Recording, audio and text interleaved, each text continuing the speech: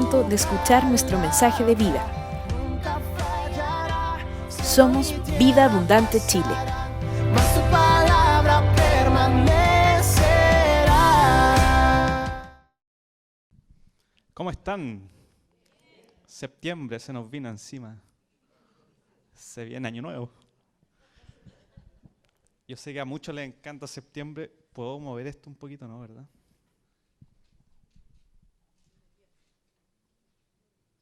Ahí, yo soy un poco inquieto de repente. Ya. Tiki tiki ti. Hemos estado viendo un ciclo de prédica sobre Nehemías. Pero antes de Nehemías existió Esdras como libro, ¿verdad? Y Walter nos recordaba, y creo que Felipe también, que esto debiera considerarse como un solo libro. Porque hay una continuidad en la historia del retorno de Israel a Jerusalén. Y esto parte en Esdras. Esdras cuenta todo el suceso, cómo partió el pueblo de Israel retornando a Jerusalén, y continúa en Nehemías. De hecho, algunos consideran Nehemías como el segunda de Esdras. Y antiguamente formaban parte de un mismo libro que era Esdras. Las Biblias modernas los separan, ¿ya? Y nos toca continuar con Nehemías 8. Todos trajeron sus Biblias por si no alcanzan a leer. No se confíe en las diapositivas. Confíe en lo que dice la palabra de Dios, ¿ya? Tiene que andar con su Biblia. Y se juntó todo el pueblo como un solo hombre en la plaza que está delante de la puerta de las aguas y dijeron a Esdras, el escriba, que trajese el libro de la ley de Moisés, la cual Jehová había dado a Israel. Paréntesis.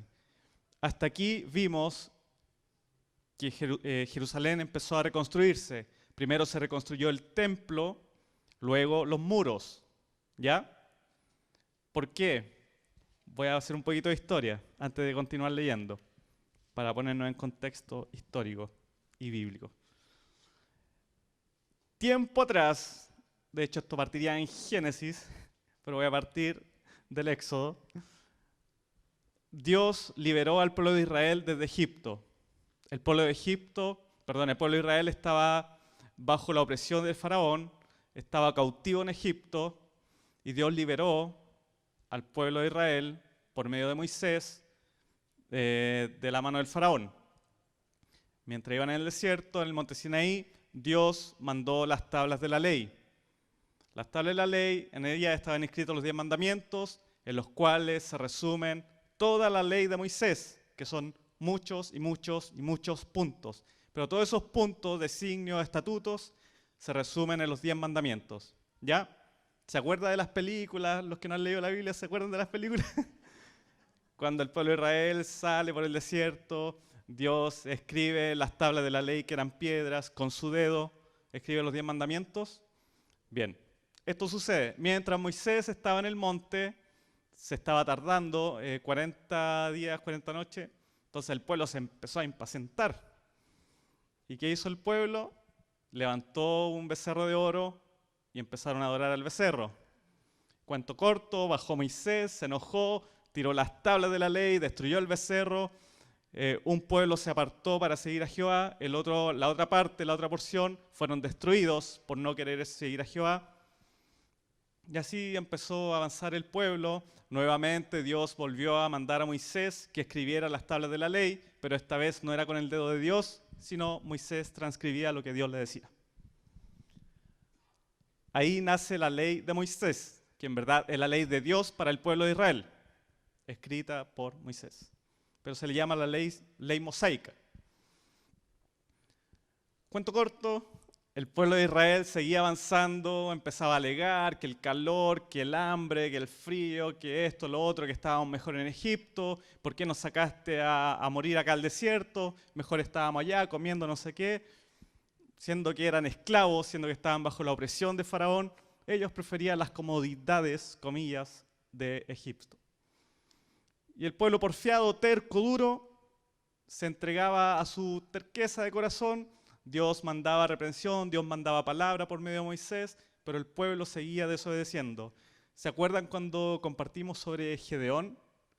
y hablamos que hubo un periodo de jueces.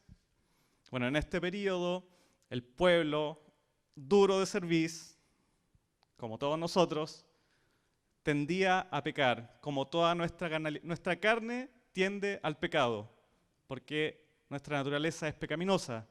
Si nos vamos al Génesis, desde Adán y Eva, el hombre pecó y nuestra naturaleza es pecaminosa y tendemos a pecar, a separarnos de Dios, a hacer lo malo. Me perdí. Los jueces. Entonces el pueblo de Israel tendía a pecar, a desobedecer a Dios, a entregarse a otros dioses, a otros ídolos, a entregarse a costumbres paganas. Dios iba, los corregía, los castigaba, mandando opresión de otros pueblos, ¿ya? Y eran sometidos.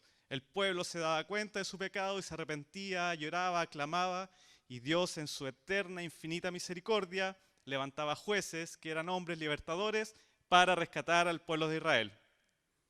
El pueblo era rescatado, tenían un momento de paz y el pueblo volvía a caer en pecado. Y esto era un ciclo que duró y duró y duró y duró. Entonces vemos cómo la constante del pueblo de Israel era caer en pecado. Dios iba con su misericordia, primero iba con su corrección de padre que ama a su hijo, los corregía, los castigaba, el pueblo se arrepentía y así sucesivamente, constantemente, hasta el día de hoy en nuestras vidas. Así somos nosotros. Pero gracias por la misericordia de Jesucristo, por la gracia de Jesucristo, por el amor de Dios que Él nos perdona. Entonces, en una de esas recaídas insistentes del pueblo de Israel, Dios permitió, estoy resumiendo, que fueran esclavizados, fueran tomados y capturados por los babilonios. ¿Ya? ¿Estamos claros hasta ahí? El pueblo los babilonios fueron y tomaron la ciudad de Jerusalén, la destruyeron, le hicieron polvo, destruyeron el templo, los muros, saquearon la ciudad y fueron exiliados de Jerusalén. ¿Ya? Amén. Pasaron 70 años desde el exilio, 70 años, y el pueblo, y Dios, en su misericordia, dijo ya, ahora va a comenzar su retorno a Jerusalén, después de 70 años. Y comenzó primeramente con Zorobabel, y aquí empieza Esdras. Empezó con Zorobabel, después siguió con Esdras, se comenzó a levantar el templo con Zorobabel, se construyó el templo, después retornó Esdras con otro grupo de israelitas, y después llegamos a Nehemías. ¿Ya? Y en Nehemías vimos y hemos estado viendo cómo se fueron levantando los muros de la ciudad. Si una ciudad no tenía muros, no tenía seguridad. Una ciudad sin muros es una ciudad sin protección, expuesta a que sean atacados por otros pueblos. Y vimos cómo Dios movió a otros reyes, movió a los reyes sirios, movió el corazón de ellos y los usó para entregar los recursos, los elementos, incluso guardia para proteger a Zorobabel, a Esdras y a Nehemías en la construcción y reconstrucción de Jerusalén, el templo y los muros. ¿Ya? Amén. Y se juntó todo el pueblo como un solo hombre, después de que ya estaba reconstruido el templo y los muros. Se juntaron como un solo hombre en la plaza que está delante de la puerta de las aguas y dijeron a Esdras, el escriba, que trajese el libro de la ley de Moisés, la cual Jehová había dado a Israel. ¿Se acuerda que le conté que Dios le mandó una? Ya, trae el libro, le dijeron, la cual Jehová había dado a Israel. Y el sacerdote Esdras trajo la ley delante de la congregación, así de hombres como de mujeres y de todos los que podían entender, el primer día del mes séptimo, y leyó en el libro delante de la plaza que está delante de la puerta de las aguas, desde el alba hasta el mediodía, en presencia de hombres y mujeres y de todos los que podían entender. Así como estamos nosotros hoy día, así estaba todo el pueblo reunido. Y los oídos de todo el pueblo estaban atentos al libro de la ley. Nehemías 8, del 1 al 3. Me entró algo al ojo, me emocioné. ¿Por qué se le pidió a Esdras que trajera el libro de la ley? ¿Y por qué no a Nehemías o a otro? Este Esdras Esdras 7:6, este Esdras subió de Babilonia, era escriba diligente en la ley de Moisés, que Jehová Dios de Israel había dado, y le concedió el rey todo lo que pidió, porque la mano de Jehová su Dios estaba sobre él. Primero vemos que Esdras era un escriba. ¿Quiénes eran los escribas? Eran gente estudiosa, académica, gente comprometida con el estudio de la ley, ¿ya? De la palabra de Dios, de lo que se conocía hasta ahí como la palabra de Dios, el Pentateuco, la Torá, los 5 primeros libros del Antiguo Testamento. Entonces los escribas se dedicaban a transcribir la ley, a estudiarla, a profundizarla, y Esdras era un escriba diligente, preocupado, interesado, comprometido con la palabra. Y además, la mano de Jehová su Dios estaba sobre Esdras. Dios usó la vida de Esdras, Dios tocó la vida de Esdras para llevar a cabo, muchas gracias, para llevar a cabo todo lo que entendemos hasta este domingo con el retorno de Israel a Jerusalén. Y vemos en este pequeño fragmento que Jehová Dios de Israel había dado la ley y le concedió el rey de turno de ese momento, todo lo que pidió Esdras. ¿Por qué? Porque la mano de Jehová su Dios estaba sobre él. ¿Qué más dice en Esdras 7, 9, 10? Porque el día primero del primer mes fue el principio de la partida de Babilonia. Y al primero del mes quinto llegó a Jerusalén, estando con él la buena mano de Dios. ¿Con quién estaba la buena mano de Dios? Con Esdras. Porque Esdras había preparado su corazón para inquirir la ley de Jehová y para cumplirla y para enseñar en Israel sus estatutos y decretos. ¿Cómo era el corazón de Esdras? Esdras había preparado su corazón. Su corazón estaba completamente dispuesto a inquirir, indagar, escudriñar la ley. ¿Para qué? No solo para leerla, no solo para acumular conocimiento, no solo para ser el más capo en la ley, sino para cumplirla y para enseñarla. Ese era el corazón de Esdras y ese debiera ser el corazón de todos nosotros. Si Dios nos entregó su palabra, es para que podamos inquirir en la palabra, es para que podamos cumplirla y también enseñarla, ¿verdad? Jesús nos dice que vayamos y hagamos discípulos. ¿Y cómo va a ser discípulos si no tiene palabra en su corazón que pueda enseñarle a sus discípulos? Amén. Sigamos. Nehemías 8, 4, 6. Y el escriba Esdras estaba sobre... quiero hacer un paréntesis antes. En el segundo fragmento dice que estaban delante de la puerta de las aguas. Esto tiene puntero, ¿verdad? El de al medio. A ver. Mire qué maravillosa la tecnología. Estaban desde el alba hasta el mediodía en presencia de hombres y mujeres. ¿Cuánto rato estuvieron escuchando la palabra de Dios? 6 horas aproximadamente, todos de pie, atentos, con un corazón dispuesto a escuchar la palabra. Aquí llegamos a los media hora y ya estamos inquietos, moviéndonos, pensando en la comida de más rato, en que mañana hay que trabajar y que ojalá que se apure el predicador, ¿verdad? Ellos estaban 6 horas escuchando, atentos, la palabra de Dios. Desde el alba hasta el mediodía. Hermano, la palabra de Dios es importante para nuestras vidas. Es el pan que nos alimenta, es el agua que sacia nuestra sed. Es Dios hablándonos. No es el predicador, no es Juanito, no es fulano, no es Renato. Es Dios hablándonos a nuestras vidas. ¿Por qué el pueblo de Israel fue sometido? Por quebrantar la ley, por no obedecer la palabra de Dios. ¿Cómo sabemos que tenemos que obedecer la palabra de Dios? Lea la palabra de Dios para saber qué tiene que obedecer. Amén. Pase tiempos en la palabra como Esdras. Pase tiempo escuchando prédicas, sermones. Yo he aprendido demasiado por medio de la tecnología. Y gracias a Dios porque hay un YouTube y otros medios en donde hay muchos predicadores y maestros enseñando la sana doctrina y la palabra de Dios. Yo he aprendido de verdad mucho en este último tiempo. En verdad no es tanto porque entre más sé que sé nada. Pero gracias a Dios he tenido acceso a eso porque he dispuesto mi corazón, y lo digo humildemente, a aprender. Y esto, y perdón que sea tan autorreferente, lo digo de verdad en humildad y con vergüenza un poco, porque Antes yo no estaba muy interesado en la palabra de Dios, no estaba muy interesado en las cosas de Dios y casi un poco lateado, ya vamos, hijo de pastor, sobrino del diablo, dicen. No, eh, borre eso. Sí.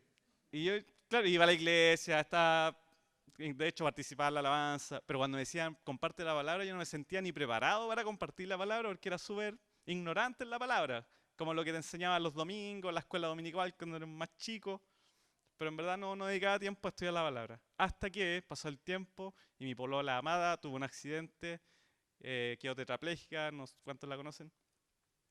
Y la única forma, el único auxilio, el único socorro fue ir a los pies de Cristo. Y me derramé y lloré, me humillé, me quebranté. Y la única forma de aferrarme a algo era ir a la palabra de Dios en oración. Y empezamos a crecer, a alimentarnos de la palabra, a ver prédicas juntos. No teníamos mucho que hacer tampoco.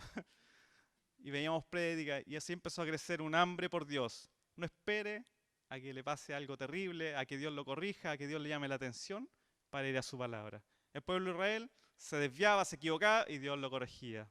Y no lo corregía con un palmetazo, era un chachazo, ¿verdad? ¿Pero por qué? Porque Dios ama a sus hijos y no quiere que se pierdan. Vimos esto, vamos. Y el escriba Esdras estaba sobre un púlpito de madera que había hecho para ello. ¿Para qué? Para poder transmitir la ley de Jehová a todo el pueblo de Israel. Eran muchos más que nosotros. Y junto a él estaba Matatías, Sema, Anías, Urías, Hilcías y Maasías, y a su mano derecha. Y en su mano izquierda, Pedaías, Misael, Malquías, Jasum, Asbadana, Zacarías y Mesulam. Entonces estaba Esdras con 6 a su izquierda y 7 a su derecha, o viceversa. Abrió pues Esdras el libro a ojo de todo el pueblo. Recuerden que los libros de ese tiempo no eran encuadernaciones con páginas, era un rollo, ¿ya? Tipo pergamino, un rollo. Abrió el libro a ojo de todo el pueblo porque estaba más alto que todo el pueblo, estaba en altura. Y cuando lo abrió, todo el pueblo estuvo atento. No se iban al baño, no se iban a comer, no se iban a hacer vida social afuera, ni a mirar el celular, no había por lo demás, pero estaba todo el pueblo atento. Y esto atento se traduce mejor como estaban todos de pie frente a la presencia de Dios en una postura digna delante del rey. Bendijo entonces Esdras a Jehová, Dios grande. Antes de comenzar a leer el libro, abrió el rollo y ¿qué hizo Esdras? Bendijo entonces a Jehová, Dios grande. Y todo el pueblo respondió, amén, amén, alzando sus manos y se humillaron y adoraron a Jehová, inclinados a tierra. Antes de leer la palabra de Dios, Esdras glorificó y exaltó el nombre del Señor, porque no era su palabra la que iba a transmitir, es la palabra del Dios Santo, Todopoderoso, el que los libró de las manos del faraón, el mismo que nos libró de la esclavitud, del pecado y de la muerte. Amén. Y los levitas, Jesúa, Bani, Serebías, Jamín, Acub, Sabetai, Jodías, Maasías, Kelita, Azarías, Josabet, Hanán, Pelaía, hacían entender al pueblo la ley. ¿Qué hacían los levitas? Hacían entender al pueblo la ley. Y el pueblo estaba atento en su lugar, el pueblo seguía atento. Nadie se movió, nadie se distrajo. Y leían en el libro de la ley de Dios claramente y ponían el sentido de modo que entendiesen la lectura. Además de Esdras estar predicando, estar compartiendo, estar leyendo, había un grupo de levitas que estaban encargados de enseñar, de traducir. ¿Por qué? Recordemos que 70 años de exilio significa que el pueblo perdiera su lengua original, no como Brit.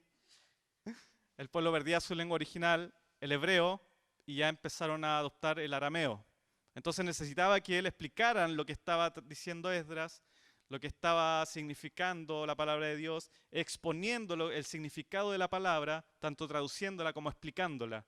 Cuando los predicadores, los maestros, los discipuladores enseñan la palabra de Dios, tienen que ser claros, clarísimos en el mensaje que Dios quiere transmitir a su pueblo. No lo que nosotros queramos o sintamos o como que tengo la sensación de que por aquí va la cosa. Dios es súper claro. Eso es exponer la palabra de manera fiel, correcta y como Dios lo quiso transcribir en su palabra, así debemos enseñarla y explicarlas a otros. Amén. Y ponían el sentido de modo que entendiesen la lectura. Y Nehemías, el gobernador, y el sacerdote Esdras, escriba además de sacerdote, y los levitas que hacían entender al pueblo, dijeron a todo el pueblo: Día santo es a Jehová nuestro Dios, no os entristezcáis ni lloréis, porque todo el pueblo lloraba oyendo las palabras de la ley. Fue tan clara la explicación del libro de la ley, el pueblo estaba tan atento que le empezó a hacer sentido las palabras de Dios a sus vidas, a sus corazones. El pueblo se empezó a dar cuenta que fueron 70 años y quizás más, no sabemos qué proceso pasó antes, pero sabemos que hubo 70 años en que fueron entregados a falsos dioses, a otros dioses, a otras religiones, a otras costumbres, a pueblos paganos. Se casaron, dice Esdras, que se dieron en casamiento con mujeres paganas. Dios les dijo: no se casen con mujeres paganas. ¿Por qué? Porque eso los va a llevar a adorar a otros dioses. ¿Qué hizo el pueblo de Israel? ¿Qué cree usted? Se casaron con otras mujeres. Por eso es bueno que lean en sus casas después Esdras, porque hay varias cosas, detalles que no hemos saltado porque no hemos dedicado a Nehemías. De hecho, Esdras, yo podría decir que esta restauración espiritual, estamos en eso en esta etapa, hay una restauración espiritual. Esta restauración espiritual me atrevo a decir que comenzó en Esdras, en ese momento en el que él se da cuenta que muchos se habían casado con mujeres paganas y se habían entregado a otros dioses, y él va y dice: bueno, que todos esos que se casaron con esas mujeres se divorcien, se separen y anulen esos matrimonios. Dura cosa, difícil, durísimo. Cierra. Entonces, Nehemías, el gobernador, Esdras y los levitas le dijeron al pueblo: Día santo es a Jehová nuestro Dios, no os entristezcáis ni lloréis, porque todo el pueblo lloraba oyendo las palabras de la ley. También nosotros tuvimos un ciclo de prédicas que era sobre el arrepentimiento, no sé si se acuerda. Puede revisarlo en YouTube. Están arriba todos los videos, ¿verdad? Amén. Y en una oportunidad hablamos sobre el fruto del arrepentimiento.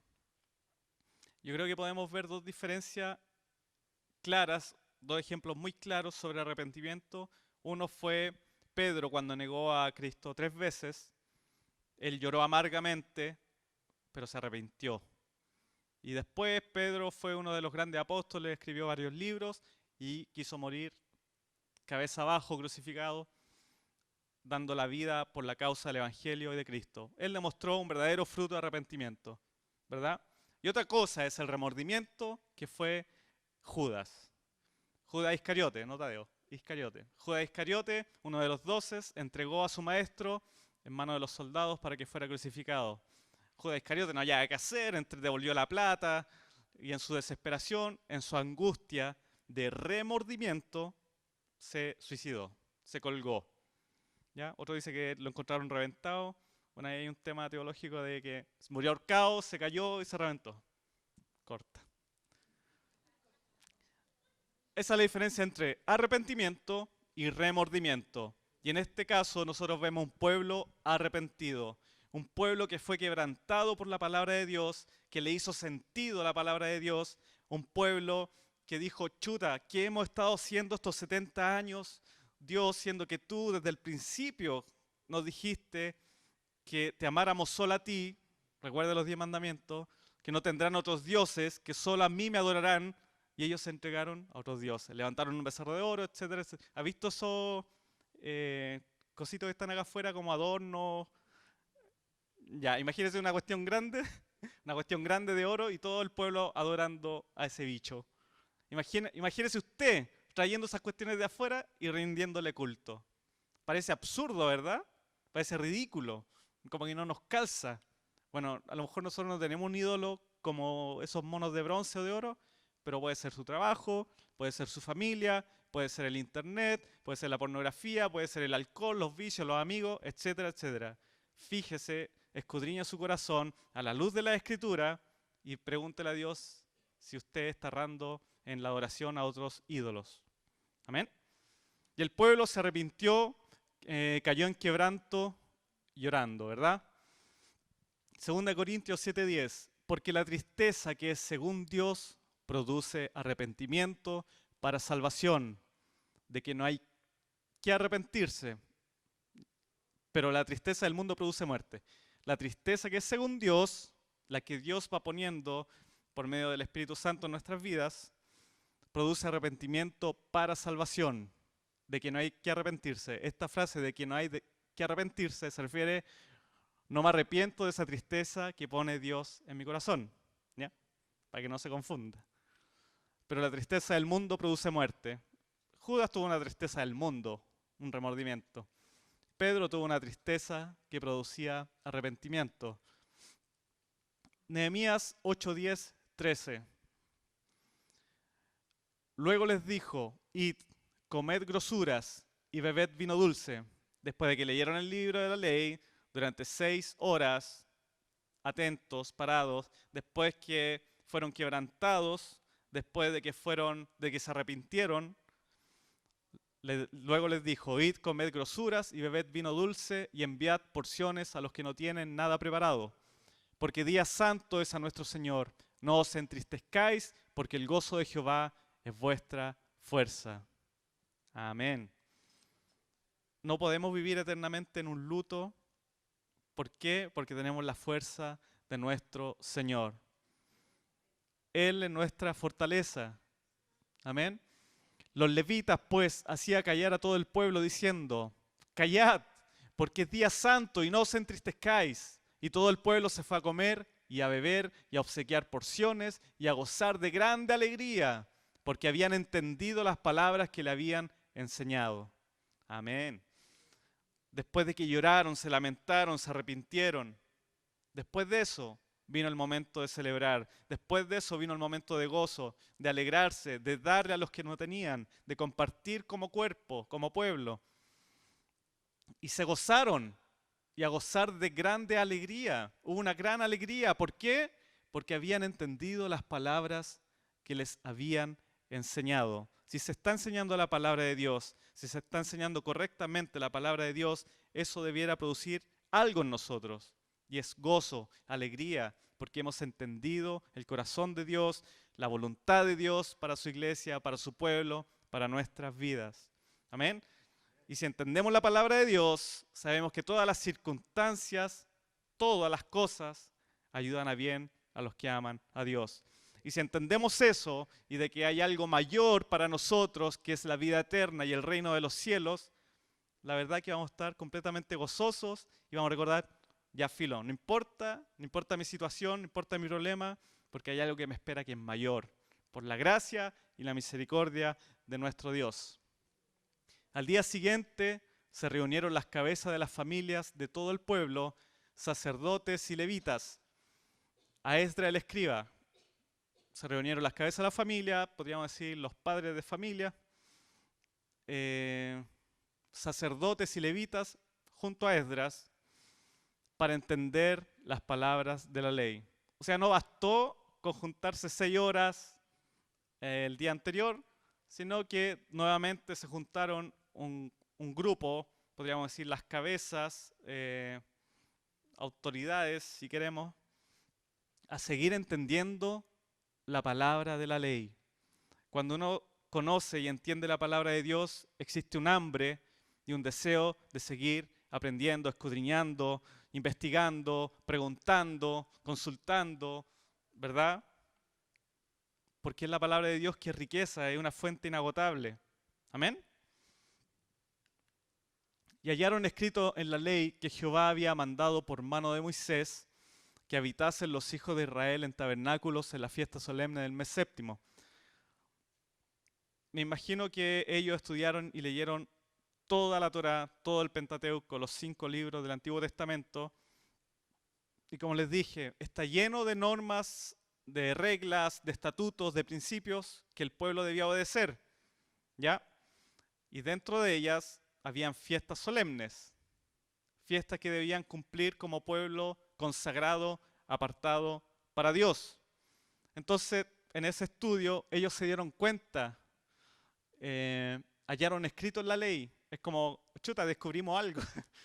Vimos algo que en verdad no lo estábamos haciendo. Había mandado por mano de Moisés que habitasen los hijos de Israel en tabernáculos en la fiesta solemne del mes séptimo, y que hiciesen saber y pasar pregón por todas sus ciudades y por Jerusalén, diciendo: salid al monte y traed ramas de olivos silvestres, de arrayán, de palmeras y de todo árbol, frondoso para hacer tabernáculos, como está escrito. Salió pues el pueblo y trajeron ramas e hicieron tabernáculos, cada uno sobre su terrado, en sus patios, en los patios de las casas de Dios, en la plaza de la puerta de las aguas y en la plaza de la puerta de Efraín. Y toda la congregación que volvió de la cautividad, toda la congregación que volvió de la cautividad hizo tabernáculos y en tabernáculos habitó, porque desde los días de Josué, hijo de Num, hasta aquel día no habían hecho así los hijos de Israel. Desde los días de Josué hasta ese día no habían hecho así. Para el pueblo de Israel no era opción celebrar la fiesta. No era, no, hoy día no tengo ganas de celebrar, voy a dormir, adiós. No, para el pueblo de Israel era un deber, una obligación, era un mandato de Dios celebrar fiestas solemnes para Dios, porque todo lo que hacían era para glorificar a Dios, como lo que debiéramos hacer nosotros. Sea que comamos o que bebamos, cualquier cosa debe glorificar a Dios. Entonces ellos se dieron cuenta que habían fiestas que no estaban celebrando, y estas cabezas que se juntaron, podríamos decir cabezas, fueron pregonando a todo el pueblo, debemos celebrar las fiestas que dice la ley. Y no habían hecho así desde los tiempos de Josué hasta ese momento. Y hubo alegría muy grande. Y leyó Esdras en el libro de la ley de Dios, siguió leyendo el libro de la ley de Dios, cada día, desde el primer día hasta el último. E hicieron la fiesta solemne por 7 días, y el 8º día fue de solemne asamblea según el rito. Nehemías 8, 17, 18. ¿Qué es la ley? ¿Cómo aplica la ley para nosotros? Existe un mal entendimiento de la ley de Dios. Creemos que la ley es para los fariseos, que la ley es de los escribas, de los fariseos, de los que Jesucristo confrontaba. Creemos que la ley era solamente para el Antiguo Testamento, que para estos tiempos no aplica la ley, solo aplica la gracia de Jesucristo. Pero vemos que la palabra dice: no penséis que he venido para abrogar la ley o los profetas. No he venido para abrogar, sino para cumplir. ¿Quién dijo esto? Jesucristo. El mismo Señor Jesucristo nos enseña que la ley es para cumplirla. Sabemos sí, entendemos sí, que nuestra salvación no depende de la ley. Somos salvos porque estamos cumpliendo cada uno de los principios de la ley. No somos salvos porque somos buenos y bonitos. Somos salvos por la gracia de Dios, no por cumplir la ley. De hecho, el pueblo de Israel no fue salvo por cumplir la ley. El pueblo de Israel no fue liberado de Egipto cuando primero leyeron la ley. Fue todo lo contrario. Fueron liberados de Egipto y luego Dios mandó la ley. El mismo principio que conocemos en el Nuevo Pacto, en el Nuevo Testamento, es el que existía en el Antiguo Pacto, en el Antiguo Testamento. Primero Dios trajo redención y luego entregó la ley. A nosotros Dios nos vino a liberar, a rescatar, a salvar por medio de su sangre, y luego nos dice: cumplan la palabra de Dios, estudien la palabra de Dios, amen a Dios, amen a su prójimo. Aquí se cumple toda la ley. Mire lo que dice Pablo. ¿Qué pues diremos? ¿La ley es pecado? ¿Es pecado la ley? ¿Vivir en la ley es pecado? ¿Es de fariseos? De ninguna manera, pero yo no conocí el pecado sino por la ley, y tampoco conocería la codicia si la ley no dijera, no codiciarás. ¿Qué está diciendo Pablo aquí? Que porque conocemos la ley sabemos que somos imperfectos, somos pecadores. Si no tuviésemos la ley de Dios, la palabra de Dios, no tendríamos conocimiento, seríamos ignorantes de qué es el pecado, ¿verdad? Y esto se resume en los 10 mandamientos, insisto. Romanos 7:12, de manera que la ley a la verdad es santa, la ley es santa, la ley es santa, no es de los judíos, no es pecado, la ley no quedó en rollos para ser puesta en museos, la ley es santa y el mandamiento santo, justo y bueno. Es santo, justo y bueno. La palabra de Dios, toda la palabra de Dios, toda del Génesis al Apocalipsis, es santo, justo y bueno. Y la palabra de Dios nos va a revelar nuestro pecado. ¿Cómo saber si estamos en pecado? Lea la palabra de Dios y se va a dar cuenta si usted está siendo conducido de manera recta delante de los ojos de Dios, de manera santa ante Dios. Gálatas 3:24, de manera que la ley ha sido nuestro ayo, ayo significa guía, para llevarnos a Cristo a fin de que fuésemos justificados por la fe. No es al revés. No es la ley la que me justifica para salvación, sino que es Cristo. Pero ¿cómo llegamos a Cristo? Sabiendo que estamos en pecados, reconociendo que estamos en pecado. ¿Y cómo sabemos eso? Leyendo la palabra de Dios. La palabra de Dios es nuestra guía. Eso nos va a dirigir hacia Cristo. ¿Sirve la ley para hoy día entonces? ¿O tiene que estar en un museo o a los fariseos? La palabra de Dios sigue vigente, es eterna, inmutable. Mire esta frase, se desarmó un poco, pero se lee. El mensaje primario de la cruz no es Dios te ama. Ese no es el mensaje primario que vemos en la cruz de Cristo, sino más bien la ley de Dios ha sido quebrantada. Y como la ley de Dios ha sido quebrantada, alguien tuvo que pagar el precio por esa ley quebrantada. Porque si se quebranta una ley, tiene que haber un castigo. Y predicamos esto también una vez. Y si hay un castigo, todos deberíamos pagar por quebrantar la santa ley de Dios. ¿Amén? Y todos nosotros, todos quebrantamos la ley, todos nos desviamos a una, no hay ninguno justo, dice su palabra. Todos somos infractores de la ley, enemigos de Dios, todos nos separamos y nos apartamos de Dios. Entonces estamos todos muertos en nuestros delitos y pecados. ¿Y qué debía suceder? Porque quebrantamos la ley, Cristo tuvo que dar el precio altísimo por toda su creación con muerte y muerte de cruz. Si volvemos al Antiguo Testamento, vemos que esto se veía reflejado, se anticipaba con los sacrificios de animales, la expiación. Y el sumo sacerdote ingresaba una vez al año a hacer sacrificios por el pueblo pecador, para que fueran perdonados. ¿Ya? Paréntesis. Todo el Antiguo Testamento anuncia a Cristo. Todo el Antiguo Testamento es un anticipo, un reflejo de lo que iba a ser Cristo, su muerte, su vida, su muerte y su resurrección. ¿Ya? El Antiguo Testamento no es un libro solamente de historia, al contrario, el Antiguo Testamento anuncia a Cristo todo el tiempo. Por eso es necesario que nos enseñe la palabra, que nos explique la palabra, para que podamos entender en qué momento, en qué etapa se está anunciando a Cristo. No es que cada palabra esté diciendo, aquí está Cristo, aquí habla de la resurrección de Cristo. Pero sí, en su contexto, habla de Jesucristo, de lo que Él iba a hacer como Redentor y de su sacrificio y toda la vida de Cristo. Amén. De hecho, Moisés es un tipo de libertador como Jesucristo, pero ese libertador era imperfecto como todos nosotros y necesitábamos un libertador mayor, a Jesucristo. David es un tipo de Dios, es un tipo de Cristo, perdón, y la historia de David no se trata de yo derrotando a mis gigantes. Usted no es un David, yo no soy un David.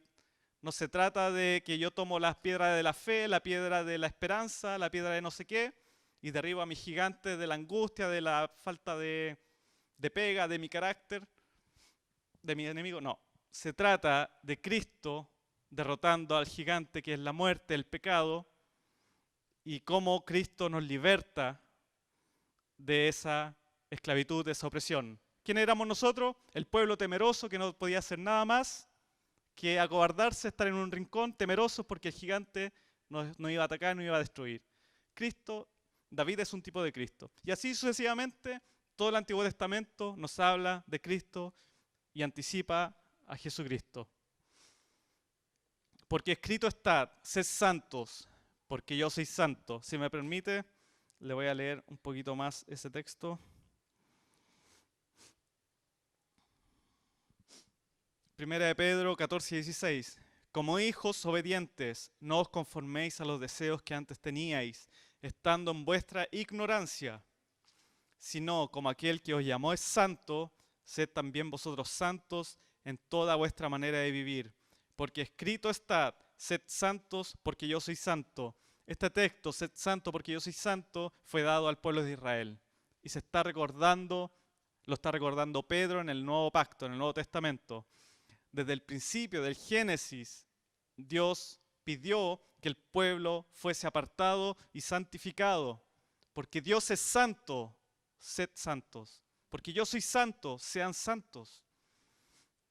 Todo lo que Dios hizo para Israel, todo lo que Dios demandó para Israel y en consecuencia para nosotros, era para que vivieran apartados como un pueblo separado, escogido por Dios. Ahora, vale decir, si me permite ir a mis apuntes, que la ley tiene tres usos según la tradición reformada. Primero nos muestra el pecado. La ley nos muestra el pecado. Sirve como un espejo que muestra nuestra necesidad de Cristo. Amén. Y ya lo explicamos. La ley nos va a demostrar, nos va a reflejar, nos va a escudriñar y va a decir, tú estás en pecado por esto y por esto y por esto. Segundo, restringe el pecado. La ley no puede cambiar el corazón del hombre, pero puede restringir el mal del injusto al justo. La ley va a poner límites. De hecho, los gobiernos usan la ley de Dios, aunque hoy día no se reconozca, pero no matarás, por ejemplo. No robarás. Entonces, primero nos muestra el pecado, segundo restringe el pecado y tercero nos muestra qué le place a Dios. La ley es un reflejo del carácter de Dios. Por medio de la ley sabemos que Dios es un Dios santo, santo, santo. Es un reflejo del carácter de Dios y cuando actuamos de acuerdo a ella, reflejamos también el carácter de Dios. Ahora, hay que entender algo así. La ley que fue dada en el Antiguo Pacto, en el Antiguo Testamento, no toda aplica para nosotros. Porque había una ley que era una ley civil que tiene que ver con aspectos de Israel como nación. ¿Ya? Esa ley aplica solo para Israel como nación en aquellos tiempos. Hay una ley ceremonial que son los aspectos religiosos de cómo el pueblo tenía que lidiar con el pecado. ¿Ya? Que era sacrificar un animal, por ejemplo, todo el tema de la sangre, todo el tema del sacrificio. Eso no aplica para nosotros porque eso vino a ser cumplido ¿por quién? Por Cristo. Entonces usted no vaya a la casa a matar a su perro para sacrificarlo por sus pecados. Cristo lo hizo una vez y para siempre en el nuevo pacto. Amén. Entonces eso tampoco aplicaría para nosotros. ¿Qué nos va quedando? La ley moral. Esta no es una división exacta, pero se entiende. Aplica. La ley moral. ¿Qué hace la ley moral? Tiene que ver con la conducta del pueblo para reflejar el carácter de Dios. ¿Y dónde se resume esta ley moral? En los 10 mandamientos. Amén. Si cumplimos los 10 mandamientos, estamos reflejando el carácter de Dios con nuestra conducta frente a un Dios santo. Estoy terminando. Cuando Cristo estaba predicando, compartiendo la palabra, vino uno de los fariseos para tentar a Cristo. Estoy leyendo Mateo 22, 35, 40. Y dice, y uno de ellos, intérprete de la ley, preguntó para tentarlo diciendo: Maestro, ¿cuál es el gran mandamiento en la ley? ¿Mm? Quería pillarlo. No, yo lo voy a pillar a Jesucristo. A ver si dice, si tanto dice que es el Hijo de Dios, si tanto dice que respeta la palabra de Dios. San Mateo 22, del 35 al 40. ¿Cuál es el gran mandamiento en la ley? Jesús le dijo: amarás al Señor tu Dios con todo tu corazón, con toda tu alma y con toda tu mente. Y el segundo es semejante: amarás a tu prójimo como a ti mismo. De estos dos mandamientos dependen toda la ley y los profetas. De estos dos mandamientos depende toda la ley y los profetas. O sea, todo el Antiguo Testamento dependen en estos dos mandamientos. Primero, amar a Dios por sobre todas las cosas. Y segundo, amar al prójimo. Y cuando cumplimos eso, estamos cumpliendo la ley. Porque si yo amo a Dios y amo al prójimo, voy a dejar de robar, voy a dejar de adulterar, voy a dejar de adorar a otros dioses, etcétera, etcétera. No voy a asesinar, no voy a matar por amor al prójimo, por amor a Dios primeramente. ¿Se entiende? Amén. Volvamos a la palabra de Dios, iglesia. ¿Qué es lo que nos va edificando? ¿Qué es lo que nos va construyendo? ¿Qué va reconstruyendo nuestra vida? ¿Qué es lo que nos da conocimiento de Dios? Su palabra. Amén. Podemos tener tiempos hermosos de alabanza y adoración, tiempos hermosos de coinonía, de pasar tiempo con los hermanos, pero si no hay palabra de Dios, de nada sirve. Hay iglesias enormes, gigantes, con muchos mejores equipos que los nuestros, con muchos mejores músicos que los nuestros, que no somos músicos, no somos aficionados, pero lo hacemos de corazón para Dios. Iglesias pero gigantes, con luz, efecto. Y de verdad pasan grandes músicos, grandes bandas por ahí, renombradas en el medio cristiano, pero llega el momento de la palabra, nefasto. Le hablan al hombre para que el hombre sea exaltado, para que el hombre sea el Dios en ese momento, para que el hombre sea el supercampeón, como decíamos la otra vez, para que el hombre sea el exitoso, que lleve adelante sus metas, sus triunfos. Y es un mensaje antropocéntrico y no cristocéntrico. ¿De qué sirve todo lo demás si no está la palabra? ¿De qué sirven estos muros si no está la palabra? ¿De qué sirve levantar el templo de Dios y los muros de Jerusalén si no está la palabra? El pueblo volvió a la palabra, leyeron la palabra, estuvieron de pie 6 horas y entendieron la palabra de Dios, se arrepintieron, compungieron, lloraron y luego vino el momento de celebrar porque habían entendido la palabra. Habían entendido quién era Dios, habían entendido su pecado, que se estaban apartando de Dios, habían entendido que fueron exiliados de Jerusalén por su pecado, no por bonitos, no por capos, no porque eran celosos a Dios. Fueron exiliados de Jerusalén por su pecado. Examine su corazón, examinémonos. Veamos, Señor, ¿dónde te estoy fallando? ¿Estamos estudiando la palabra como corresponde? Y no para adquirir conocimiento, sino como Esdras, para ponerla en práctica y también poder enseñarla. Lea todo Esdras, lea todo Nehemías, para que podamos entender el contexto, el panorama general, y leamos toda la Biblia, porque ahí tenemos un panorama más general, más amplio, de quién es Dios, quién es Cristo, y lo que Dios quiere para nosotros. Amén.